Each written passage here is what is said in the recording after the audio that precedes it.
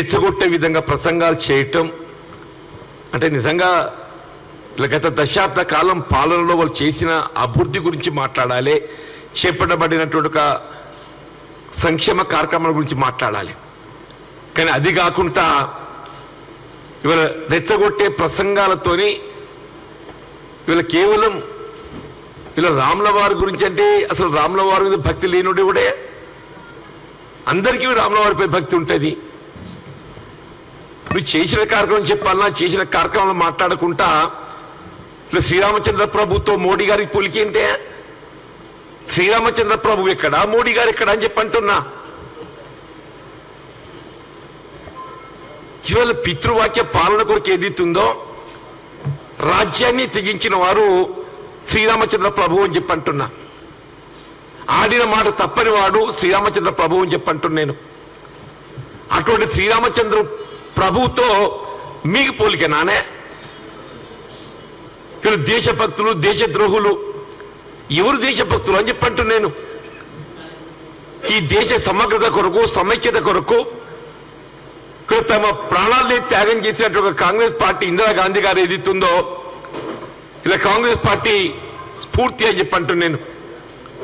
ఆనాడు ఖలిస్తాన్ ఉగ్రవాదులు ఏదైతుందో దేశాన్ని ముక్కలుగా చేయాలని చెప్పి భావిస్తున్న తరుణంలో ఏదైతుందో దేశ ఐక్యత కొరకు సమగ్రత కొరకు తన ప్రాణాలనైనా అర్పించడానికి సిద్ధపడి ఈ దేశ సమైక్యత కాపాడినటువంటి ఒక గొప్ప మహిళ ఇవాళ ఏదైతుందో ప్రధానమంత్రి ఆనాటి ఇందిరాగాంధీ గారు అని చెప్పంటూ నేను కాంగ్రెస్ తో మీకు పోలికినానే. అదే అటల్ బిహారీ వాజ్పేయి గారు ఏదైతుందో ఆనాడు ప్రతిపక్ష నాయకుడిగా స్వయంగా పార్లమెంట్ ఏదైతుందో ఇందిరాగాంధీ గారిని అపర దుర్గ అపర కాళిగా వర్ణించునని చెప్పండి. అపర దుర్గ అపర కాళి వర్ణించునని చెప్పంటూ నేను ఎక్కడ కాంగ్రెస్ పార్టీ ఎక్కడ బీజేపీ స్వార్థ రాజకీయాలు. ఇలా పాకిస్తాన్ అసలు పాకిస్తాన్తో యుద్ధం చేసినోడు కూడా నువ్వు చేసేవాడన్నా నిజంగా ఆశ్చర్యం. బీజేపీ ఎన్నడైనా ప్రత్యక్షంగా పాకిస్తాన్ మీద యుద్ధం చేసిందని అడుగుతున్నాను నేను. పాకిస్తాన్ మీద ప్రత్యక్షంగా యుద్ధం ప్రకటించి యుద్ధం ప్రకటించడమే కాదు పాకిస్తాన్ను మట్టి కరిపించింది కాంగ్రెస్ పార్టీ అని చెప్పంటూ నేను. పాకిస్తాన్ను మట్టి కరిపించడమే కాదు బంగ్లాదేశ్ ఏదైతుందో స్వతంత్ర దేశంగా నిలబెట్టింది కాంగ్రెస్ పార్టీ అని చెప్పంటున్నా. ఈ ఘనత ఎవరికి దక్కుతుంది? కాంగ్రెస్ పార్టీకి దక్కుతుందని చెప్పంటున్నా. దేశ స్వాతంత్రం కొరకు ఎందరో మహానుభావులు త్యాగం చేస్తే దేశ స్వాతంత్ర అనంతరం కొరకు ఏదైతుందో ఈ దేశ సమగ్రత కొరకు దేశ సమైక్యత కొరకు శాంతి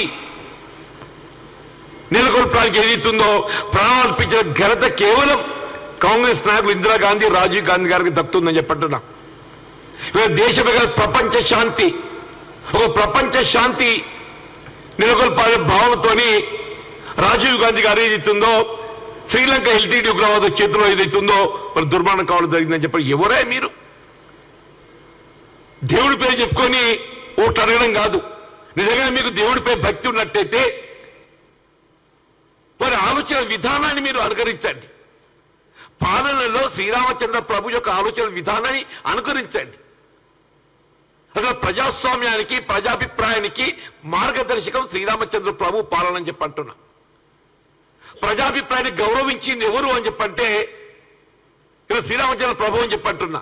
నువ్వెక్కడనే నీ రాజకీయ కాంక్ష కొరకు ఓట్ల కొరకు ఏదైతుందో విదేశాల్లో మూలుగుతున్న నల్లధనాన్ని తీసుకొచ్చి ప్రతి పేదవాడి అకౌంట్లో 15 లక్షల రూపాయలు ఇస్తా అని చెప్పన్నవే నువ్వు. మరి విదేశాల్లో మూలుగుతున్న నల్లధనాన్ని తీసుకురాగలిగినవే నువ్వు. ఈ పేదవాడి అకౌంట్లో ఏదైతుందో నల్లధనాన్ని తీసుకొచ్చి 15 లక్షలు ఇస్తా అని చెప్పన్న వారు వేసినావా అని చెప్పంటు నేను. ప్రతి సంవత్సరం 2 కోట్ల నిరుద్యోగ యువతకు ఉద్యోగ అవకాశాలు కల్పిస్తా అని చెప్పన్నవే కల్పించినావే నువ్వు. ఎక్కడ నువ్వు అని చెప్పంటుంది వల్ల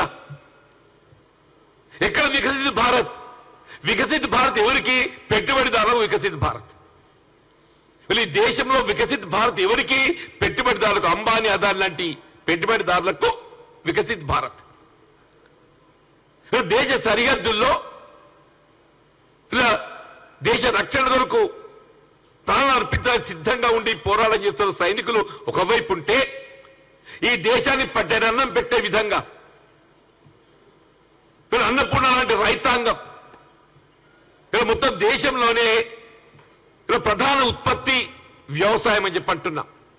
అటువంటి వ్యవసాయం రైతాంగం ఏదైతుందో దేశ రాజధాని ఢిల్లీ సరిహద్దులు ఏదైతుందో గత 2 వారాల నుండి వీళ్ళు రాజకీయాలకు అతీతంగా వీళ్ళ కనీస మద్దతు ధర చట్టబద్ధ కల్పించాలని చెప్పని ఉద్యమిస్తుంటే చలనం లేదు. ఎంఎస్పి మినిమం సపోర్ట్ ప్రైస్ అసలు కనీస మద్దతు ధర రూపకల్పన చేసేది ఎవరు? కేంద్ర ప్రభుత్వం. What does mean by minimum support price? కేంద్ర ప్రభుత్వం నిర్ణయించే కనీస మద్దతు ధర వ్యవసాయ ఉత్పత్తులపై కనీసం రైతాంగానికి అందింపజేసే విధంగా చూడాల్సిన బాధ్యత కేంద్ర రాష్ట్ర ప్రభుత్వాలపై ఉంటుందని చెప్పి అంటున్నాం. ఆనాడు కాంగ్రెస్ పార్టీ ఏదైతుందో అటువంటి రైతాంగానికి అండగా నిలిచే విధంగా భారత ఆహార సంస్థ ఫుడ్ కార్పొరేషన్ ఆఫ్ ఇండియాని ఏర్పాటు చేసి ఇలా వరి ధాన్యం గోధుమలు సేకరింపజేసి పేదవాడి పట్టాడు అన్నం కల్పింపజేయబడే విధంగా అందింపజేయబడే విధంగా కార్యక్రమం రూపొందింపజేసింది కాంగ్రెస్ పార్టీ అని చెప్పంటున్నాడు. నువ్వు నిజంగానే రైతు సంక్షేమాన్ని కాంక్షించేవాడు అయినట్టయితే ఈ దేశంలో ప్రధాన ఉత్పత్తిదారు రైతు వ్యవసాయం అంటే రైతాంగానికి ఏదైతుందో ఉపాధి కల్పనకు వ్యవసాయ ఉత్పత్తుల మద్దతు ధర కల్పింపజేయని బాధ్యత భావించి కనీస మద్దతు ధర చట్టబద్ధత అట్లాగే రుణమాఫీ రైతాంగం రుణమాఫీ చేయాలని చెప్పంటే రైతులు రుణమాఫీ చేస్తే సోమరిపోతాయితారు అట్లయా ఇది ఆశ్చర్యం అని చెప్పంటున్నా.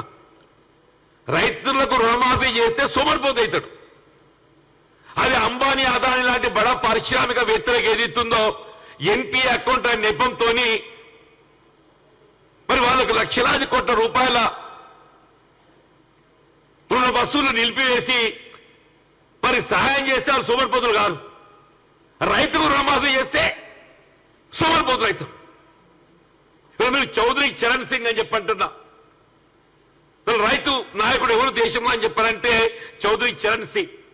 మీరు మన భారతరత్న ప్రకటించిందా? సంతోషం, మేము ఆహ్వానించినాం. ఈ దేశంలో మొట్టమొదటిసారి రైతు రుణమాఫీ చేశారు ఒక ఆలోచన ప్రక్రియను చేపట్టేది చౌదరి చరణ్ సింగ్.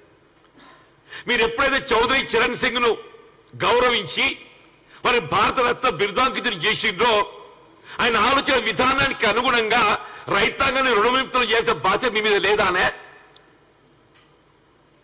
ఎంఎస్ విశ్వనాథన్ ఎంఎస్ విశ్వనాథన్ గారికి ఏదైతుందో రైతాంగానికి మద్దతు ధర కల్పనలో ఏదైతుందో వారు ఒక సూత్రధారిగా ఒక శాస్త్రవేత్త ఏదైతుందో వాళ్ళు గౌరవం పొందిండ్రు, గుర్తింపు పొందిండ్రు. ఇలా వారు భారతరత్న బిరుదాంకితులైందయ్యా ఎంఎస్ స్వామినాథన్ గారు. ఒకవేళ చౌదరి చరణ్ సింగ్ ను భారతరత్న బిరుదాంకితం చేస్తాం, సంతోషం నాయన. ఒక రైతు నాయకుని గుర్తించడం, ఎంఎస్ స్వామినాథన్ గారిని గుర్తించినవా వ్యవసాయ రంగంలో రైతాంగం మద్దతు ధర కల్పింప చేపట్టడానికి ఏదైతుందో ఇలా మార్గదర్శకం ఇచ్చేటువంటి వారు స్వామినాథన్ గారు. మరి వాళ్ళు గౌరవించి గుర్తించి భారతరత్న బిరుదాంకితం చేసి మన ఆలోచన విధానాన్ని మీరు ఎంతవరకు అయితే ఆలోచన చేయాలి తలంపు మీకు రాదో మీరు ఏమన్నారు? మిమ్మల్ని ఇదేనా మీకు అయితే భారత్ పెట్టుబడిదారు వర్గాలకు అన్యాయం, సామాన్యులకు అన్యాయం అని చెప్పంటూ నేను మీరు ఎంతవరకు అయితే రైతాంగాన్ని రుణ విముక్తులు చేయలేరో, ఎంతవరకు అయితే వ్యవసాయ ఉత్పత్తులు చట్టబద్ధ కల్పింప చేయలేరో, ఇవాళ మీకు ఏదైతుందో ఇవాళ వికసిత్ భారత్ కానీ ఇవాళ విజయ సంకల్ప యాత్ర కానీ యాత్రలు చేయడం కాదా? యాత్ర చేయడం కాదు, యాత్రలు అందరం చేస్తామే. మా పార్టీ విధానంగా మేము యాత్రలు చేస్తాం. ఇలా సామాన్యుడు క్విదేలు చేసే విధంగా పెట్రోల్ డీజిల్ ఎక్కడికి వెళ్ళి ఎక్కడికి పోయినాయా? ఒకనాడు 2014లో బ్యారెల్ క్రూడ్ ఆయిల్ $105 ఉండేదమ్మా. ఇన్ 2014 బ్యారెల్ క్రూడ్ ఆయిల్ $105 అంటున్నా.